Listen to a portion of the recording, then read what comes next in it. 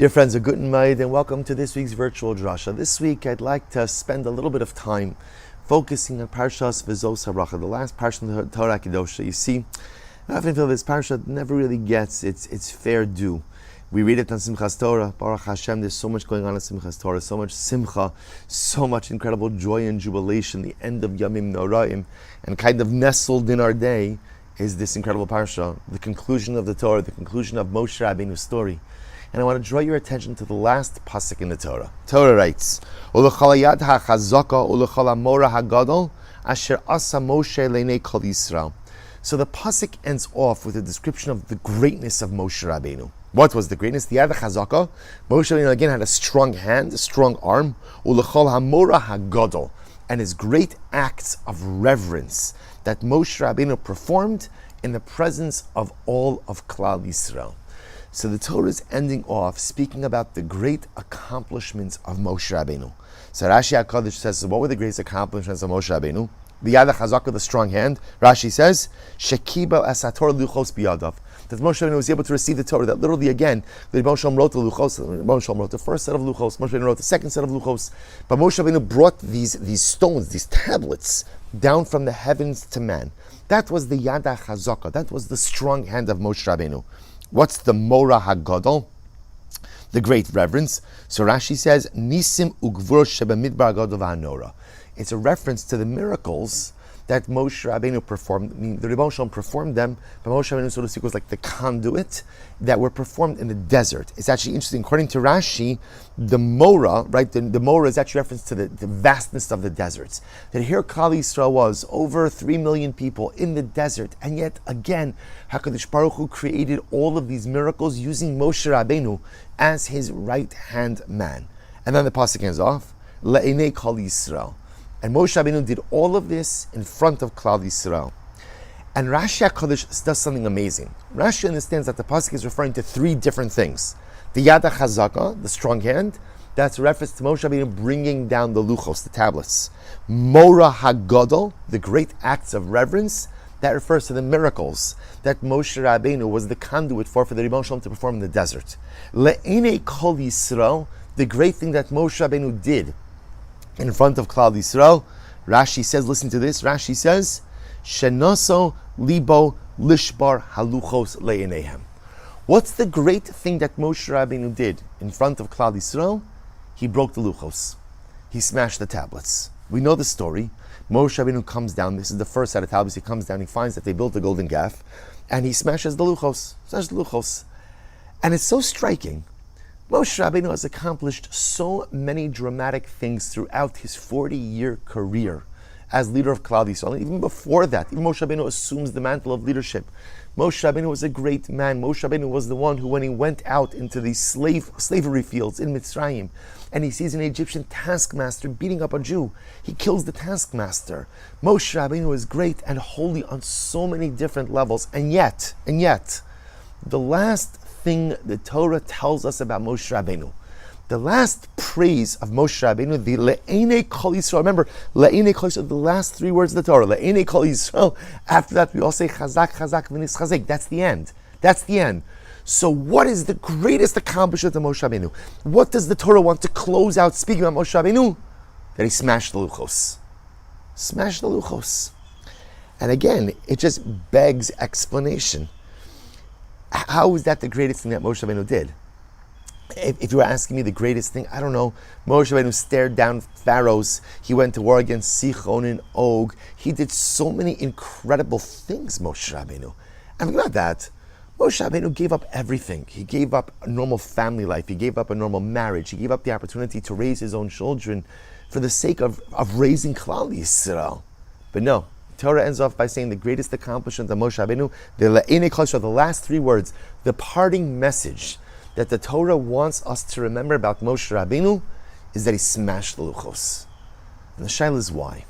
Why is that the legacy? Why is that the last message? So perhaps to appreciate this, we have to understand, why did Moshe Rabbeinu smash the luchos? Why did he smash the luchos? And the truth is, when reading the pasuk, when reading the psukim, it's easy enough to say that Moshe Rabbeinu comes down from the mountain and he's upset. He feels betrayed. How could it be? I'm gone 40 days, 40 nights. Okay, we're off by a day. You panic. You build avodah zarah, idolatry, or even if it's not idolatry, still terrible. So it's easy to say Moshe Rabbeinu got angry and he threw down the luchos. But the truth is, Chazal tell us something amazing. Moshe Rabbeinu understood that the Torah itself was like the shtar kiddushin. It was like the document of betrothal, like a ksuva. Although a ksuva is not a document of betrothal, but like a ksuva, like a shtar kiddushin for Klal Yisrael. It was those luchos that were going to solidify and concretize the relationship between HaKadosh Baruch Hu and Klal Yisrael.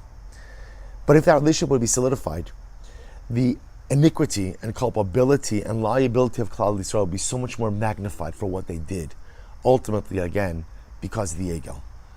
So Moshe Rabbeinu makes an amazing conscious decision. And his conscious decision was, I'm going to throw down the luchos. I'm going to, so to speak, rip up the document of betrothal. I'm going to rip up the ksuva. There's no marriage. And at least if there's no marriage, kiviyachol, then at least again the liability, culpability of Klal Yisrael will be diminished. See, when Moshe Rabbeinu broke the luchos, it was the most incredible and overwhelming display of love that one Jew had ever done for another. Moshe Rabbeinu didn't know what HaKadosh Baruch Hu was going to say about the destruction of the luchos. He didn't know. In other words, he didn't consult with God. God, this is happening. Should I destroy the luchos? Not. Moshe Rabbeinu, as they say, called an audible. Moshe Rabbeinu made the decision on his own to smash the luchos. Why? Because he decided to prioritize his love for his fellow Jew over everything else. Maybe HaKadosh Baruch Hu is going to punish me for the luchos. Maybe he's going to be upset at me. Maybe he's going to banish me. Maybe I'll now be saddled with the collective guilt of Klal. I don't know. All I know is that right now, I have to save my Klal. Right now, I have to smash these luchos. I have to rip up the document of betrothal. Because if I do that, at least the liability and culpability for the golden calf will be diminished. They won't escape scot-free. There'll be punishment, there'll be onesh, but at least it'll be diminished. See, dear friends, the breaking of the luchos, the unilateral decision of Moshe Rabbeinu to smash the luchos, was a decision that was not chas v'shalom motivated out of anger. Just the opposite. It was motivated by the greatest amount of love any leader has ever expressed and demonstrated for his people. And that's why afterwards, after Moshe Rabbeinu goes ahead and destroys the luchos, what does HaKadosh Baruch Hu say? Rashi actually quotes it. Rashi says in this parsha, "V'eskimo das HaKadosh Baruch Hu l'daito." The Rebbe Shalom ended up agreeing with Moshe Rabbeinu. Shne'emar asher shibarta yasher kolchacha sheshibarta. The Rebbe Shalom gives Moshe a shkoyach that you broke the luchos. Shkoyach, you broke the luchos, yeah. Because the Moshe understood why Moshe Rabbeinu did what he did. And he understood that at the end of the day, it was all about Avas Yisrael. It was all about doing whatever you have to do. And going ahead, and Moshe Rabbeinu, again, I can't say enough, Moshe Rabbeinu did not know what the divine reaction to this was going to be. But Kiviyachol, it didn't matter to Moshe Rabbeinu. Right now, I love my people. I care about my people. I'm their leader. I have to do what is necessary for them. Rebbe Shalom agreed, said, Shkoyach Moshe. Because like any parent loves nothing more than when their children look out for each other. This, dear friends, is the closing message of the Torah HaKidosha. The Rebbe Shalom does not close out his Torah with telling us to serve him. The Rebbe Shalom closes out his Torah by telling us to take care of each other. That's what our Abba, that's what our Tata, that's what our Father, that's what Avinu Malkinu wants more than anything. Just for us to look out and to love one another and be willing to sacrifice for one another. Be willing to give up some things that are, maybe I want something, but at the end of the day, if what I want causes divisiveness, or chas v'shalom again causes division, Moshe Rabbeinu wanted the luchos, but I have to give up the luchos for the sake of keeping the people together. Achdos, selfless dedication to the other. That is the final parting message of our Torah HaKidosha. And the truth is, it resonates so beautifully with Shmini Atzeres as well. Shmini Atzeres is because remembering in Eretz Yisrael, Shmini Atzeres Simchas Torah, it's one day. All right, for us in Chutz La'aretz it's 2 days, but really the identity of Shmini Atzeres is very much, or I should say, the theme of this parting message of the Torah lends itself to Shmini Atzeres. What is Shmini Atzeres all about? Shmini Atzeres is such a cryptic yomtiv. It's not Sukkos. There's no lulav and esrog. There's no particular mitzvah. The great Tzaddik Rabbi Yisrael Version says so beautifully. He quotes the Gemara Masechah Shabbos, the famous story of the candidates for conversion who came to Hillel and Shammai. Each of them with a more outlandish request than the other. They come to Shammai. Shammai thinks they're not serious and chases them away. They come to Hillel. Hillel recognizes there's something deeper in their requests and ultimately, again, is able to convert them. The last guy out of the three who comes along says to Shammai, he says, Shammai, I want to convert, but teach me the entire Torah while standing on one foot. Shammai chases him in with a 2x4. Get out of here. Yeah, it comes to Hillel. Hillel says, you want to learn the entire Torah on one foot? I'll tell you. That which you don't want done to you, do not do to someone else. In other words, Hillel said, you want to know the entire Torah? Love your fellow as you love yourself. That is the entire Torah. The idach, perish, the rest of it is just commentary. Zil Gemor, go and learn the rest of it. Well, Hillel understood. Hillel said that the entire Torah is v'yahavta. You ever wonder, where did Hillel get this from? That the entire Torah is v'yahavta l're'acha kamocha. Hillel's great, Hillel's a tzaddik. But from where does Hillel have the right and have the authority to say that the most important thing in the Torah is v'yahavta l're'acha kamocha? Where does he get it from? And the answer is he gets it from the last 3 words in this parsha. Le'enei kol Yisrael. The parting message of the Torah Kedosha is v'yahavta l're'acha kamocha. To love each other, to take care of one another, to try to put aside our differences, and to somehow find what unites us. Keep the klal together. That's how Hillel knows that the most important thing in the Torah is v'yahavta l're'acha kamocha. That's how he's able to tell this ger. That's the ikar. Everything else is just commentary. And Rabbi Yisrael Version, the great visioner, says something so beautiful. He says the ger, the convert, was asking something else. He was saying, teach me kala Torah regel achas. Everyone translate, teach me the entire Torah while standing on one foot. The visioner says, no, that's not what the ger was asking. That's not what the ger was asking. The ger was saying, I've studied the Torah, and I understand everything. There's only one thing I don't understand, regel achas. There's one yantiv, one regel that I don't understand. Which regel didn't you understand? I don't understand Shmini Atzeres. I understand Pesach, celebrating Exodus, reliving Exodus, good. I understand Shavuos, Matan Torah, Sinaitic revelation. I understand Sukkos, to recreate our miraculous existence in the desert. I understand it all. There's one thing I don't understand. There's regel achos. One yomtiv I don't understand. What is this thing called Shmini Atzeres? To which Hillel responds, Madesane alecha lechavecha lo savid. You know what Shmini Atzeres is all about? It's all about achdus. It's all about v'yahavta l're'acha kamocha. The Ribbon Shalom recognizes that when Yom Tov is over, we kind of all go our separate ways. And the Ribbon Shalom just wants to keep his children together for one more day. Just stay together for one more day.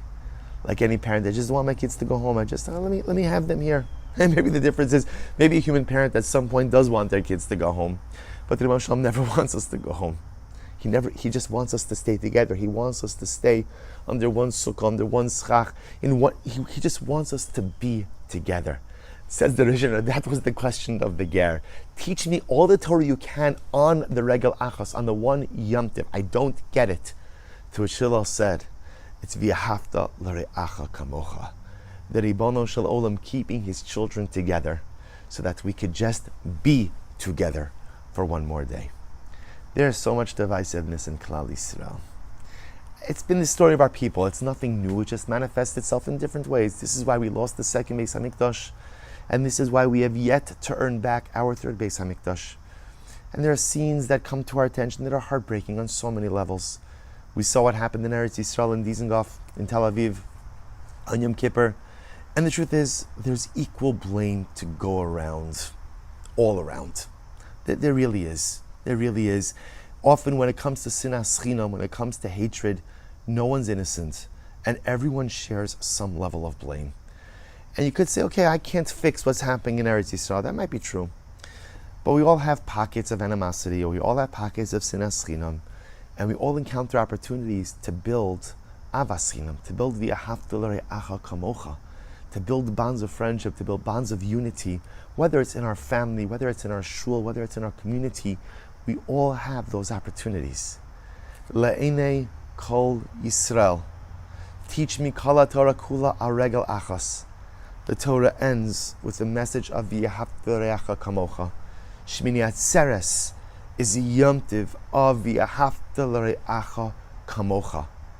And if we're able to, each of us in our own way, practice true Avas Yisrael, true love for every single Jew, then you know what happens?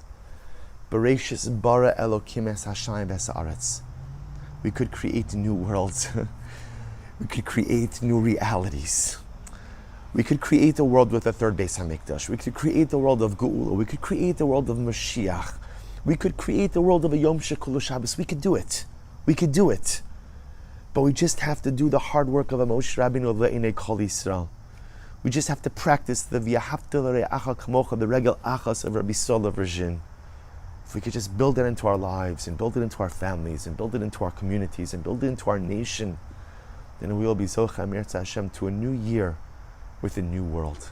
Wishing everyone a good Moed, a good Kvittel, a Piska Tava, and a beautiful last days of Yom Tov, and of course, a good Shabbos.